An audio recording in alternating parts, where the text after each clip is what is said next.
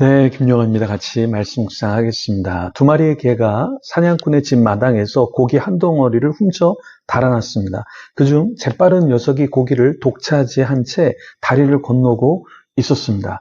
무심코 다리 아래를 내다 봤는데요. 거기에 어떤 개가 고기를 물고 있는 것을 본 거죠. 그래서 눈이 휘둥그레지면서 물속에 있는 개를 향해서 마구 짖었던 거죠. 그러자 자기가 물고 있던 그 고기가 물로 떨어지게 되었죠. 우리가 잘 아는 이야기입니다. 탐욕을 부리다가 자기 것까지 다 잃어버린다라는 에피소드죠. 그런데 우리가 이렇게 살아갈 수 있다라는 겁니다. 그러니까 우리가 정욕에 빠져서 욕심에 빠져서 내가 갖고 있는 것, 또 누리고 있는 것이 감사한 것인데 우리는 어떤 다른 것을 더 많이 가져오거나 혹은 다른 사람이 갖고 있는 것을 보면서 시기 질투하면서 산다라는 거예요. 그래서 인간 안에 이 정욕이라는 것이 인간을 스스로 무너지게 한다라는 것입니다. 오늘 본문에 보면은 야고보 사도는 우리에게 어떻게 살아야 될지에 대해서 말씀하고 있습니다. 그리고 왜 우리가 망가지는가도 진단하고 있죠. 1절부터 읽어보면 너희 중에 싸움이 어디로부터 다툼이 어디로부터 나느냐 너희 지체 중에서 싸우는 정욕으로부터 나는 것이 아니냐 너희는 욕심을 내어도 얻지 못하여 살인하며 시기하여도 능히 취하지 못함으로 다투고 싸우는도다. 너희가 얻지 못하면 구하지 아니하기 때문이요 구하여도 받지 못하면 정욕으로 쓰려고 잘못 구하기 때문이라. 자, 이 말씀에 보면 싸움과 다툼은 어디에서 생긴다라고 했습니까? 정욕, 욕심에서 일어난다라는 이야기를 하고 있죠. 하나님이 주시는 은혜는 어떤 자에게 임할까요? 하나님은 교만한 자, 욕심이 있는 자, 이기적인 자, 자기만 아는 사람에게 무엇인가를 주시지 않죠. 하나님은 우리에게 참 많은 것을 선물로 주셨습니다. 건강도 주셨고요. 또 공동체도 주셨고요. 또 물질도 주셨습니다. 재능도 주셨습니다. 또 어떤 사람은 굉장히 좋은 성품도 갖고 있습니다. 그런데 하나님께서 왜 이런 은혜를 우리에게 주실까요? 왜 주셨을까요?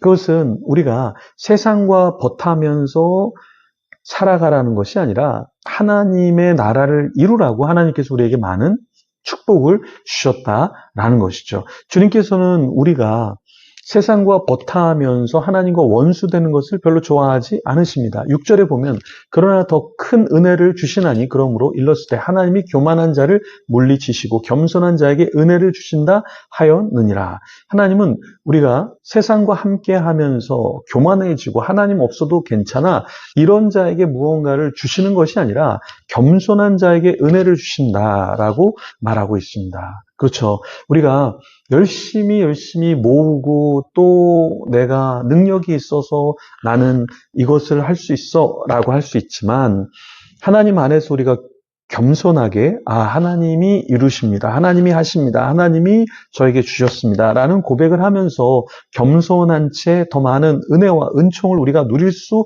있다라는 것입니다. 그래서 우리는 어떻게 인생을 살아야 되는가?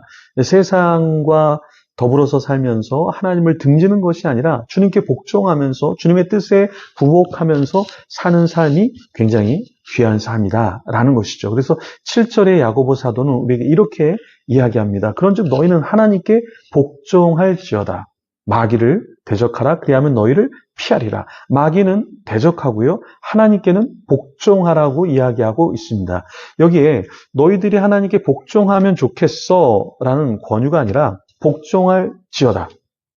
명령하고 있죠. 마귀를 대적하라. 명령하고 있죠. 우리가 살아날 수 있고 제대로 살아갈 수 있는 것은 하나님께 우리가 복종하는 삶을 살아야 된다. 그리고 마귀를 대적해야 된다. 그리고 앞에서 이야기한 어떤 것이요? 우리 안에 있는 욕심, 탐욕을 우리가 내려놓아야 한다라는 것입니다. 그래서 마귀를 대적한 우리는 또 8절에 보면 하나님을 가까이 하라 이렇게 말하고 있어요. 그러니까 마귀는 대적하고 하나님은 가까이 하려고 우리가 노력을 해야 된다라는 것이죠. 그리하면 너희를 가까이 하시리라 이렇게 말하고 있습니다. 우리가 하나님 안에서 참 복을 누린다라는 것, 축복을 누린다라는 것은 다른 것이 아니라 하나님을 가까이 하는 것이죠. 우리가 물질, 쾌락, 또 어떠한 편안, 편리, 내 인생의 어떤 안락을 추구하기보다는 하나님을 더 가까이 하려고 할 때 우리는 어떻게 되는가? 하나님의 축복을 누리게 된다라는 것입니다. 그래서 우리는 끊임없이 우리 자신을 낮춰야 된다라는 거예요. 왜요? 나는 나 스스로를 낮추지만 하나님이 나를 높이시기 때문에 그런 것이죠. 10절에 이렇게 말합니다. 주 앞에서 낮추라. 그리하면 주께서 너희를 높이시리라. 자, 주님 안에서 저는 부족합니다. 연약합니다. 이게 왜 필요할까요? 그러면 주님께서 높여주신다라는 것입니다. 그런데 우리가 하나님 안에서 우리 지체들 앞에서 나 자신이 대단한 존재야 라고 이야기하는 것이 아니라 낮출 때 하나님이 높여주신다고 했잖아요. 최근에 어떤 공동체에 대한 이야기가 기독교 신문에 나오고 또 SNS에 이렇게 퍼지고 있습니다.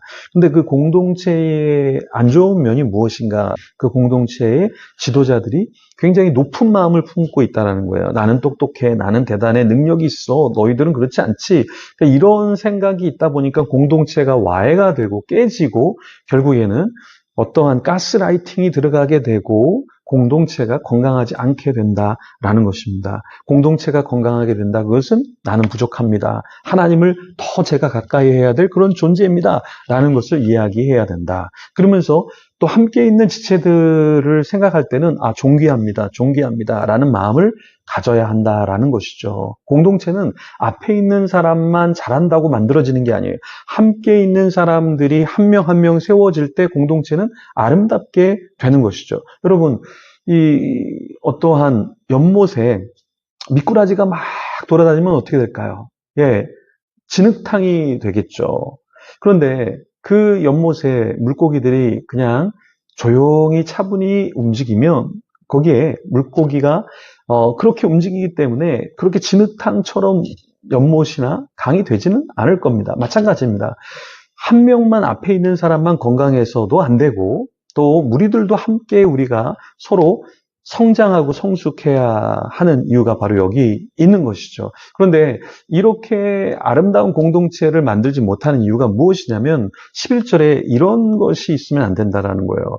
형제들아 서로 비방하지 말라. 형제를 비방하거나 형제를 판단하는 자는 율법을 비방하고 율법을 판단하는 것이라. 내가 율법을 판단하면 율법의 준행자가 아니요 재판관이로다. 우리가 지체들을 향해서 이 사람은 이게 부족해. 이 사람은 저게 부족해. 이 사람은 자격이 미달이야. 이 사람은 안 돼. 계속 우리가 가지를 쳐버리면 나중에는 남는 사람이 아무도 없을 거예요. 혼자 신앙생활 해야 돼요. 이 목회자는 이래서 안 돼. 이 선교사님이 이래서 안 돼. 저 성도는 이래서 안 돼. 이렇게 하면 결국에 누구랑 같이 할 수 있을까요? 그래서 우리가 품는 마음을 갖고 서로를 존중하면서 함께 지금은 부족할지라도 앞으로 5년, 10년 뒤에는 더 건강한 자가 될 것을 바라면서 믿으면서 함께 공동체를 이뤄가고 건강해지면 좋겠습니다. 기도하겠습니다. 하나님 감사합니다. 우리 안에 참으로 하나님이 원하시는 그 겸손함과 낮아짐을 허락하여 주시옵소서. 교만하지 않게 하여 주시고 비방하지 않게 하여 주시고 너무나 지나친 비판만 하는 자가 되지 않게 하여 주시옵소서. 그리스도의 향기가 되게 하여 주시옵소서. 아름다운 공동체를 이뤄나가게 허락하여 주시옵소서. 감사합니다. 예수님 이름으로 기도합니다. 아멘. 계속해서 기도하며 주님 앞에 나가겠습니다.